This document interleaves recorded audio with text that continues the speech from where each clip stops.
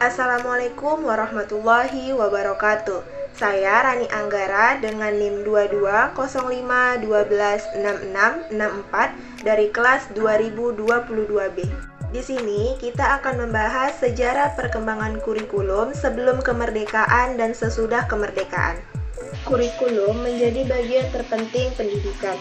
Secara resmi, kurikulum sejak zaman Belanda sudah diterapkan di sekolah. Artinya, kurikulum sudah diterapkan sejak saat penjajahan Belanda. Nah, di sini teman-teman tahu nggak sih apa itu kurikulum? Kurikulum adalah alat yang digunakan untuk menggapai tujuan pendidikan dan sebagai rujukan di dalam pelaksanaan pendidikan. Kurikulum menunjukkan dasar atau pandangan hidup suatu bangsa. Bentuk kehidupan yang akan digunakan oleh bangsa tersebut akan ditentukan oleh kurikulum yang digunakan di negara tersebut. Kurikulum selalu ada perubahan dan penyempurnaan karena banyak faktor yang mempengaruhinya.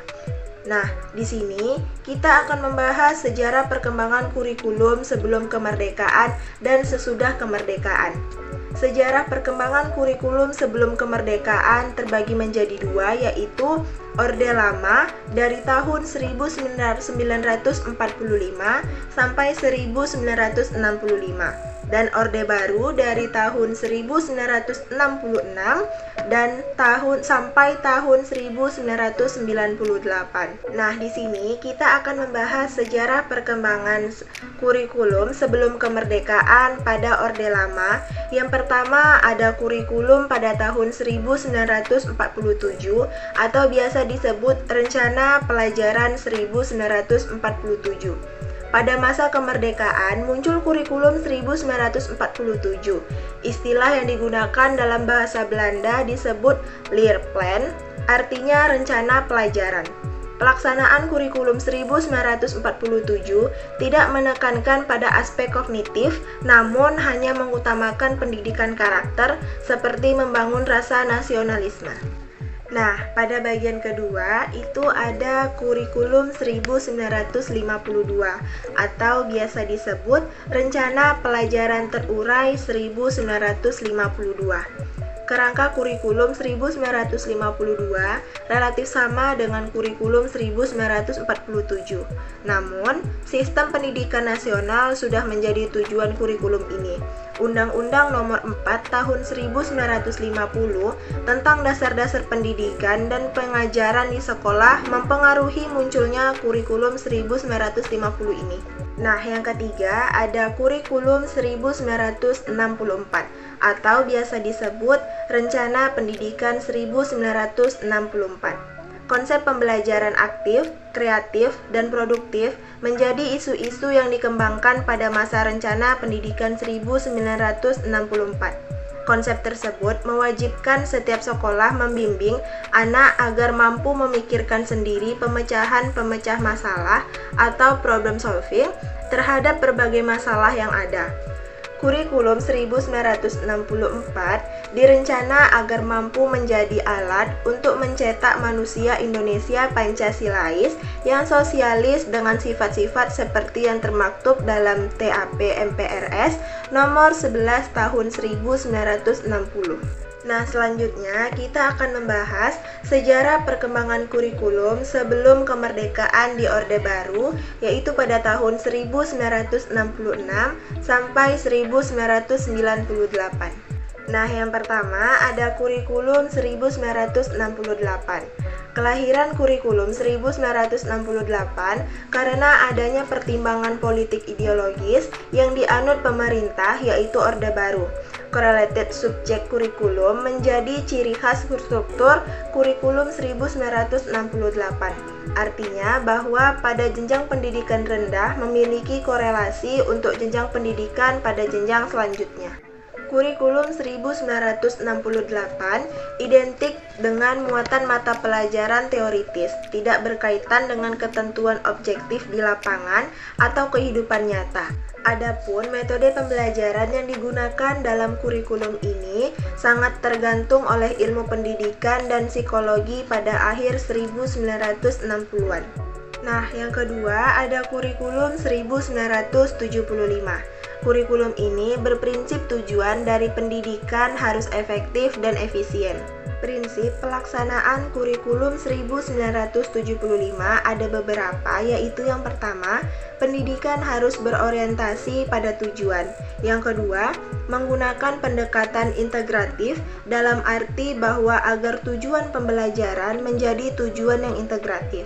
Yang ketiga, dalam daya dari waktu, menekankan keefisien dan keefektifannya. Yang keempat, menganut pendekatan sistem instruktusional yang dikenal PPSI. Perubahan tingkah laku peserta didik menjadi tujuan utama dari kurikulum ini. Yang kelima, stimulus dan respon yang dipengaruhi oleh psikologi tingkah laku. Pedoman dan ketentuan kurikulum 1975 ada beberapa. Yang pertama, tujuan instruksional adalah suatu tujuan yang hendak dicapai lembaga dalam melaksanakan program pendidikan. Yang kedua, desain program berkurikulum adalah suatu kerangka umum program pengajaran yang akan diberikan kepada setiap satuan pendidikan. Dan yang ketiga, garis-garis program pengajaran. Nah, yang ketiga itu ada kurikulum 1984, kurikulum 1975 yang disempurnakan. Kurikulum ini merupakan penyempurnaan dari kurikulum 1975.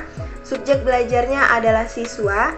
Model seperti ini dinamakan active learning karena siswa yang akan selalu aktif dalam pembelajaran, dari mengamati sesuatu, mengelompokkan, mendiskusikan, hingga melaporkan. Selanjutnya ada kurikulum 1994. Kurikulum ini dilaksanakan sesuai dengan Undang-Undang Nomor 2 Tahun 1989 tentang Sistem Pendidikan Nasional. Tujuan pembelajaran pada kurikulum ini yaitu lebih berorientasi pada materi pelajaran dan keterampilan menyelesaikan soal dan pemecahan masalah. Nah, selanjutnya kita akan membahas sejarah perkembangan kurikulum sesudah kemerdekaan, yaitu pada tahun 1999 sampai tahun 2013. Yang pertama ada kurikulum 2004 KBK atau kurikulum berbasis kompetensi. Kurikulum 2004 adalah suatu konsep pendekatan strategi kurikulum yang menekankan pada penguasaan berbagai kompetensi tertentu. Peserta didik tidak hanya menguasai pengetahuan dan pemahaman, tetapi juga keterampilan, sikap, minat, motivasi, dan nilai-nilai agar dapat melakukan sesuatu dengan penuh tanggung jawab. Yang kedua ada kurikulum 2006. Badan Standar Nasional Pendidikan atau BSNP telah membuat standar kompetensi dan kompetensi dasar yang diturunkan dari standar kompetensi lulusan atau SKL.